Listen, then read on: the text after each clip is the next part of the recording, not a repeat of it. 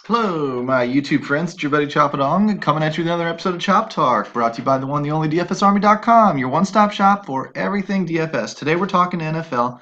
If you want to become a VIP, I make it loud and clear every single time. There's no better community for the price, for the investment in yourself to become a better player. You run down to the comment section, you click the DFSArmy.com link, you use coupon code CHOP. You jump on in. While you're there, please hit the like button, the subscribe button. Let's get this baby rolling. We're going to talk a little bit of NFL Week 7, and we're going to start off by looking at the Vegas lines. And I do this a variety of different ways every week, but today I kind of want to dig into building a first look type lineup, value-based, least objectionable player at each position kind of, and build our way up from there. But the first thing we got to do is we got to at least get a picture of the slate in our head so that we don't go in completely cold. And I'll use two sources to do that. Number one, I'll use VegasInsider.com, NFL's Vegas odds lines. And I will start with the Thursday game, Denver, Arizona, assuming we play the Thursday through Monday slate, which I'm going to this week. Here's why. This game's crap. Denver and Arizona. Blech. Go ahead and let everybody else overplay it. They probably won't play it a lot, but it will still be overplayed as if it was one of these games down in here. Take advantage of that. Increase your edge just a little bit. Play that slate. Fade that game. Conversely, these games down here get forgotten about by the Thursday through Monday players when they jam up that Thursday game. And look at this total, 53 and 54, as opposed to a 40. Go ahead, you play the 40 all you want. I'll come down here and I'll play the back end of this. I'll drop hammers on your ass all night long. And it's one of the beautiful things. Even Sunday at 3 p.m., 4 p.m., you still don't really know where you stand because you're so heavily loaded on these games back here that you just have to let things play themselves out all the way through to the very end. It's DFS, NFL, the old-fashioned way, the way we used to play a few years ago before Fanduel and Draftkings started jacking up all the slates and doing these showdowns and prime times and catering to all of the immediate gratification society that can't wait to get their paycheck. Really and truly, it's Fanduel and Draftkings can't wait to get your money. So let's just call a spade a spade. It's a greedy money grub. They pass it off as if it's, us wanting to cater to you and get you more action. Really, they just want more money. But it is what it is these days. And even if we like it or don't like it, it's the way we got to play the game. So fade the Thursday game, load up on Sunday, Monday nights. Let's walk through, see if we don't see anything else. Not a great total, decent spread. Chargers will be favored. Don't know how good a spot that is for Gordon and the guys. Chicago, New England. Don't think we want to take Chicago against the Patriots. Don't know how many Patriots we want to take against Chicago, though, either, even though that's carrying a large total. That is interesting. We'll have to dig into that as the week goes on. Tampa Bay, Cleveland. I mean, what are you going to run against Cleveland in that Tampa Bay secondary? Callaway, Jarvis Landry. I mean, are these really exciting options? Not so much. Tampa Bay, home favorite. People will probably be chasing Jameis Winston in his 400,000 yards. Cleveland's a little better defense than Atlanta. No line here in Detroit and Miami. Carolina, Philadelphia, don't know. Pretty middling game. Another low total, big spread. That one tells me if I do some quick math, well, I didn't even need to see who it was, but if I'm doing some quick math, take about 3.5 points off of half of this. So what, 21.5, 3.5 off of that's about 18. That's the target we're looking for to go against the underdog with the favored defense, which would be Indianapolis's defense against, surprise, surprise, Buffalo. Chalk defense. You just found it in 2 seconds. 58.5 point total. That's sexy. Kansas City, this game's going to be loaded on the main slate. No doubt about it. Both sides, game stack it in cash. 6-point home favorite Cincinnati. Everybody, that game's going to be playable. 3-point minus 47. Nothing too exciting. Minnesota Jets are a solid enough defense. Jets are a crappy enough offense that I can't really see this game exploding. Although some of these games that I'm saying are kind of just crappy middling games, one or two of them is going to explode. We just need to uncover that later through the week through research. Houston, Jacksonville. God, who trusts Jacksonville anymore? But Houston's on the road going into Jacksonville. Don't know what we like out of that. I mean, everybody keeps thinking Jacksonville is some elite defense, and they are if they get their shit together. If they keep playing like they're playing now, it's going to be week 8 or 9, 10 before people finally start telling you they're crap. But the fact of the matter is they're crap. Houston's probably in play. People will tell you it's GPP. I'm going to tell you it's a borderline cash play. It's a low total, though, which sort of sucks. New Orleans, Baltimore, there's a decent one. We're going into Baltimore, though, so what can you really take out of New Orleans? Drew Brees outdoor splits, hurts the whole receiving core. Kamara splitting time with Ingram. That one fell apart quickly, didn't it? 50-point total, 2.5 point, generally a 1989 shootout warning. But to be honest with you, Baltimore going against this New Orleans secondary is sexy, super saucy. And that's going to lead Flacco right onto our radar, along with John Brown, Michael Crabtree. Probably not much else. We'd have to look for air yards, target share, stuff like that to determine. I mean, we know that John Brown's air yards are ridiculous. We know Crabtree's getting crazy targets. But what we also don't know without looking maybe off the top of our heads is how much of that offense is focused on just those two guys. That's what you need. And if you find out, like in Minnesota, where Cousins is targeting Thielen and Diggs pretty much exclusively, you know where that's going. Pre-Ingram, you had Kamara and Michael Thomas, and that was about it. Now it looks like New Orleans has gone back to being a little, kind of a little focused on the run, which would be interesting to see what Baltimore's DVOA is against the run later in the week and see if there isn't a little bit of a play for Ingram if his price is really, really cheap. But remember, he splits time with Kamara. So that one's going to have question marks all over it, but the Baltimore side looks pretty saucy. Dallas, Washington. Oh God, that's like eating tacos after midnight. It's a double-barreled poop. You just don't even get in there. People will be talking Zeke. And that's probably the only playable option out of this game. The rest of it's just crap on a stick, man. LA Rams, San Francisco. Here we go into the Sunday night game. Look, the San Francisco defense is pretty bad. LA's all in play again. The -10 says Gurley. God, Gurley could cost you your firstborn. He's probably still a value at this point. 42.5 total really splits up well. Let's do that math. 26 -5, 21. That's given San Francisco an awful lot of credit. It's actually kind of true. The Rams defense has not been great. So all right, I can buy into that. I was going to say it'd be a smash spot for the Rams defense with that total and this low total and this spread, but not so much. Rams defense has not been anything other than a pass rush.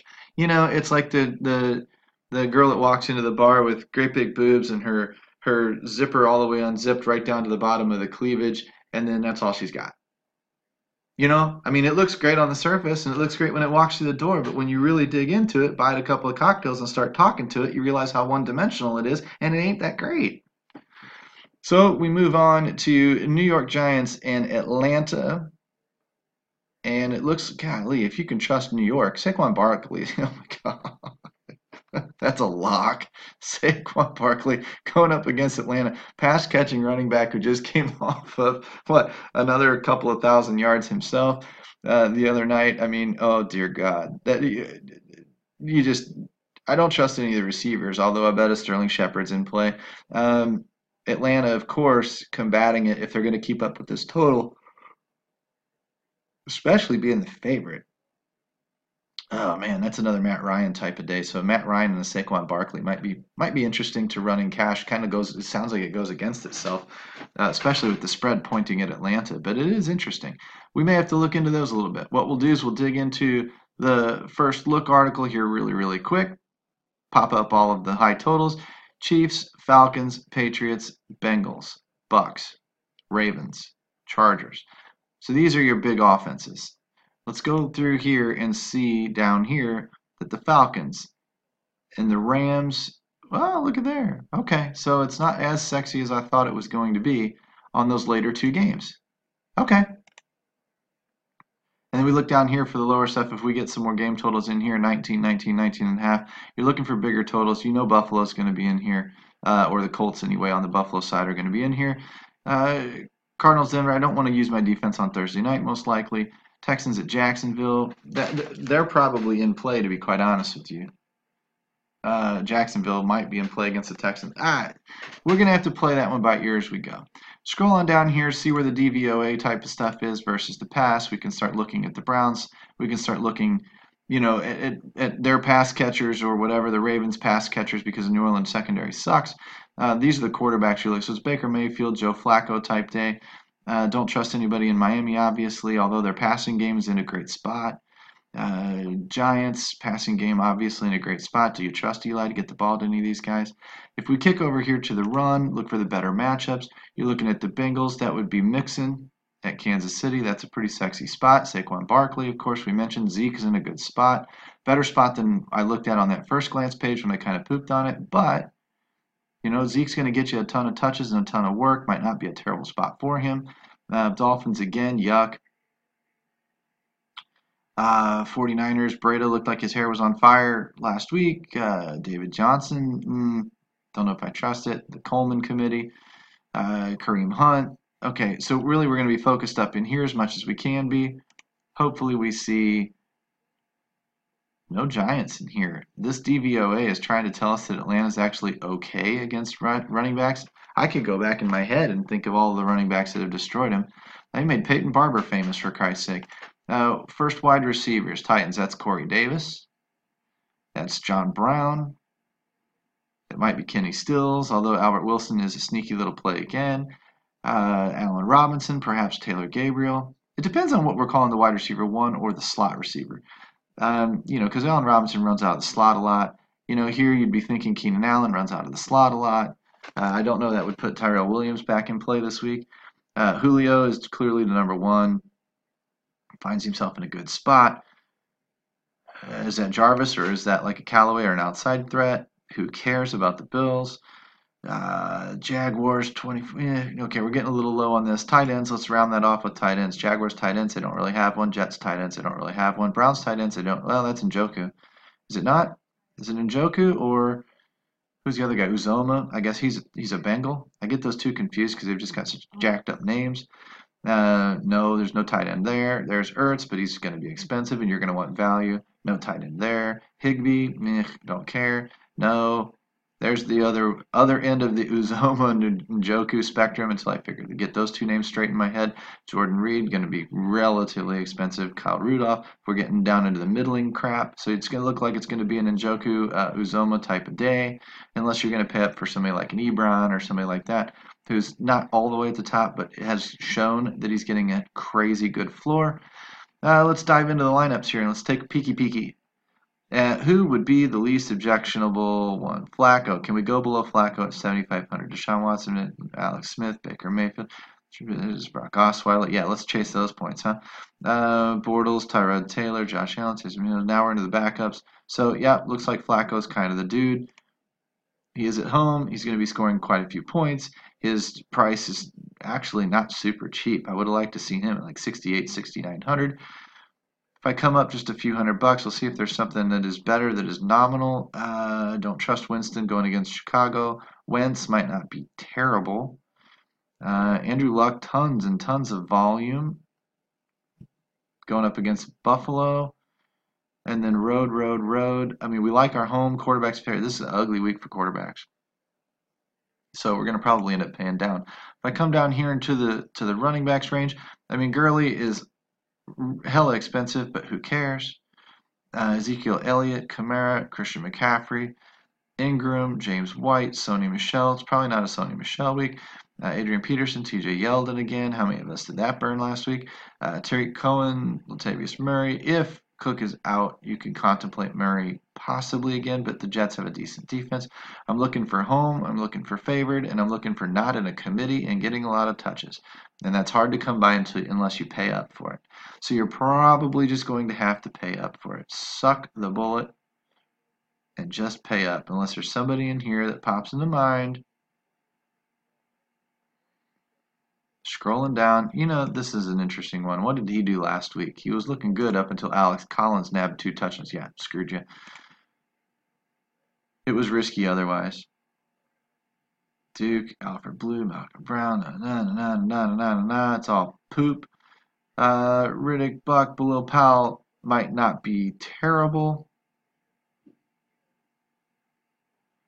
Scrolling down. We want lots of touches. We're just going to have to pay up again. Unless injury stuff opens up, I mean, we're pretty much looking like that. If this was cheaper, that would really help. Right now, we're down to 5,600. So what I'm going to do is I'll go down to my defense, and I'll go cheapest viable defense. I did like the Indianapolis Colts. Where are you sitting, Indianapolis? They're going to be middle of the road. Look at that. They got priced up to Buffalo. Man, doesn't that stink? Somebody better? Going against Patriots? No. Going against Minnesota? No. Panthers, New Orleans, Miami. This one's not terrible. Not terrible. San Francisco with the Rams, probably not likely. Washington, Dallas, not turnover prone. Might be cheapest viable right there. Take a quick peek, see what they've got in the way of sacks. Let's see if they've got a floor. A couple turnovers. Looks like I mean, other than the 0, they look like they get you, that 5 to 10 point floor. That's not terrible.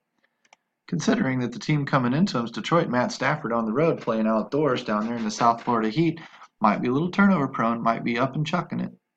If Miami can score and take a lead. So then we can come back up here to the old tight end. We're obviously going to want to pay down. There's Njoku. Don't trust in Uzoma. It's a whole Brait and O.J. Howard debate. So we're getting really choppy down in here. So we're going to have to probably come up to like an Njoku 5,700. Whew, pricing got a little bit tight this week.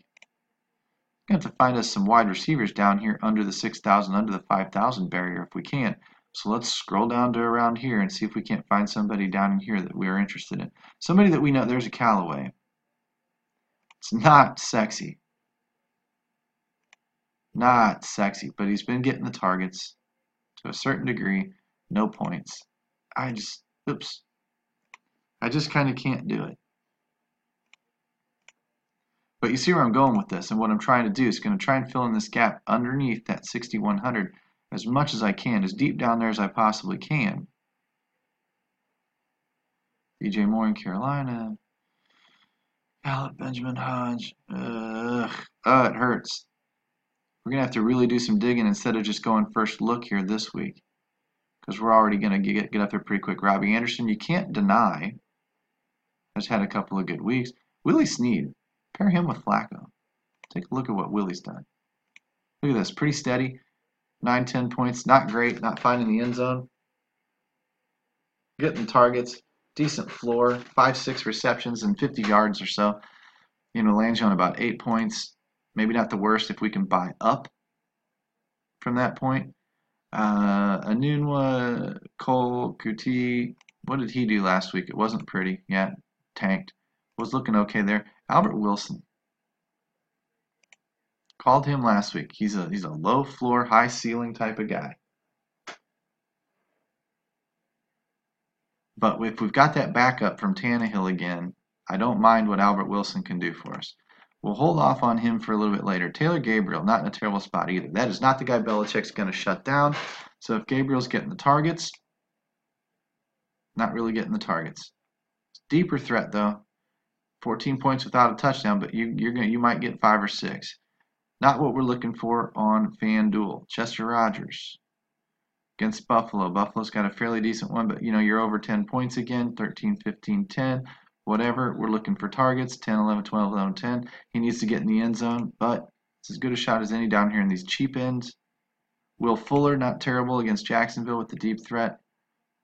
He tanked, but he's not terrible. He might bounce back and get in the end zone. That would leave us 6,600 for a flex. There's Jarvis. There's John Brown.